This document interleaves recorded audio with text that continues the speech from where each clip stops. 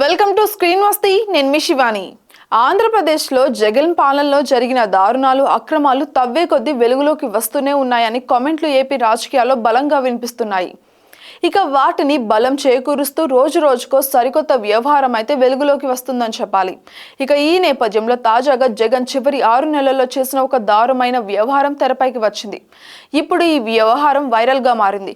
అవును, గత 6 నెలల్లో వైసీపీ సర్కార్ హయాంలో ఏపీలో జరిగిన ఎస్టేట్ భూముల రిజిస్ట్రేషన్ అంశం ఇప్పుడు వెలుగులోకి వచ్చింది.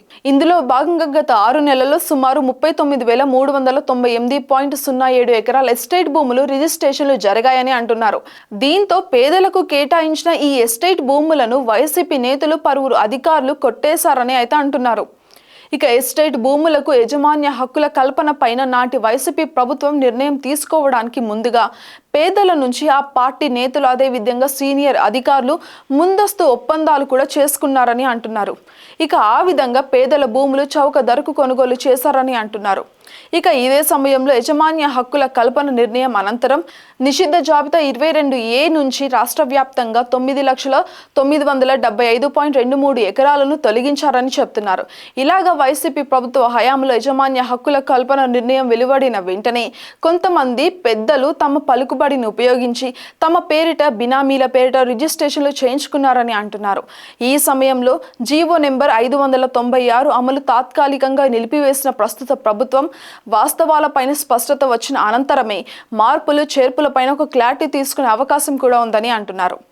వైసీపీ ప్రభుత్వంలో రిజిస్ట్రేషన్ శాఖ ఐజీగా ఉన్న రామకృష్ణ తాజాగా ప్రభుత్వానికి ఈ వివరాలు పంపించడం గమనార్థం. ఇక ఈయనకు గతంలో వైసీపీ సర్కార్తో అంటగట్టారని ఆరోపణలు కూడా గట్టిగా వినిపించాయి. అయినా ఈ భూముల రిజిస్ట్రేషన్ జరిగేందుకు వీలుగా హడావిడిగా ఉత్తర్వులు ఇచ్చిన సంగతి కూడా తెలిసిందే. ఆ పరిస్థితి కూడా వచ్చింది. ఇక ఇదే క్రమంలో ఎస్టేట్ భూములను తక్కువ ధరలకు కొనుగోలు చేయడం పైన ఇటీవల వరకు సీఎస్గా ఉన్న జవహర్ రెడ్డిపై ఆరోపణలు వెల్లువెత్తిన సంగతి తెలిసిందే. కాగా గత ఏడాది జూలై 31 నాటికంటే 20 ఏళ్ల ముందు అసైన్ చేసిన అగ్రికల్చర్ ల్యాండ్స్ ని అమ్ముకునే వెసులుబాటు కల్పిస్తూ గత ఏడాది అక్టోబర్ 27న వైసీపీ ప్రభుత్వం గెస్టెట్ జారీ చేసింది. దీనికి అనుగుణంగా జీవో 596 విడుదలైంది. ఇదే సమయంలో ఈ భూముల రిజిస్ట్రేషన్లు వేగంగా జరిగేందుకు వీలుగా రిజిస్ట్రేషన్ శాఖ ఐజీ రామకృష్ణ ఈ ఏడాది జనవరిలో 3 మెమోలు కూడా జారీ చేశారు. For more updates subscribe to screen Masti.